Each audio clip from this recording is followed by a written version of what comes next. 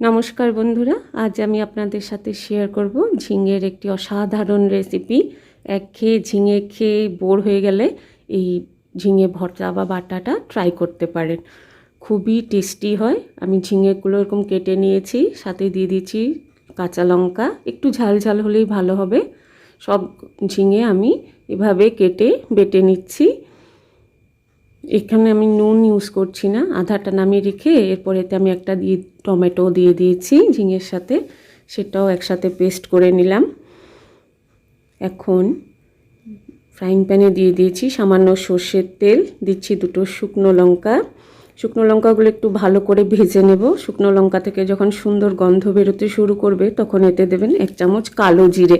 আমি আগে রসুন দিয়ে দিয়েছি, দুটো বড় বড় রসুনের কুচি, রসুন বাটাও দিতে পারেন। একটা বড় সাইজের পেঁয়াজ কুচি করে দিয়েছি।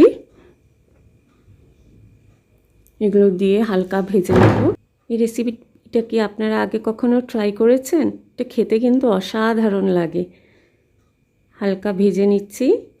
কখনো যদি ট্রাই না করে থাকেন একবার ট্রাই করার অনুরোধ রইল এই রেসিপিটা। আমি এখন কালো জিরেটা দিয়ে দিয়েছি, দিয়ে অল্প হালকা ভেজে নিচ্ছি। গ্যাসের ফ্লেমটা আমি এই সময় মিডিয়াম টু লোর মধ্যেই রেখেছি।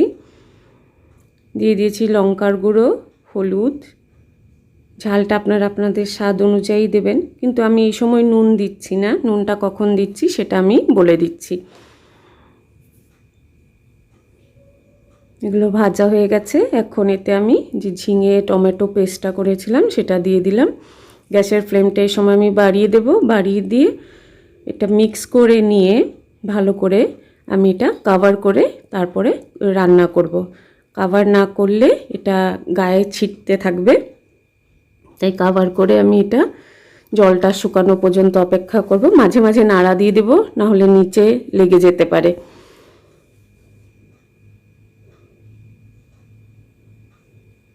মাঝে মাঝে ঢাকনা তুলে আমি এটা নাড়া দিয়ে দিয়ে জলটা সম্পূর্ণ শুকিয়ে নিচ্ছি। জলটা শুকানোর পরেই আমি এতে নুন দেব, না হলে আরও বেশি করে ঝিঙের থেকে জল ছাড়বে। নুনটা আপনাদের নিজস্ব স্বাদ অনুযায়ী দেবেন।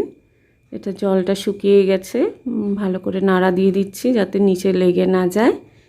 এরপরেতে আমি নুন দিয়ে দেব। আমার রেসিপিটা কেমন লাগলো কমেন্টে জানাবেন। লাইক, শেয়ার, সাবস্ক্রাইব করবেন, আর পাশে থাকার জন্য অসংখ্য ধন্যবাদ।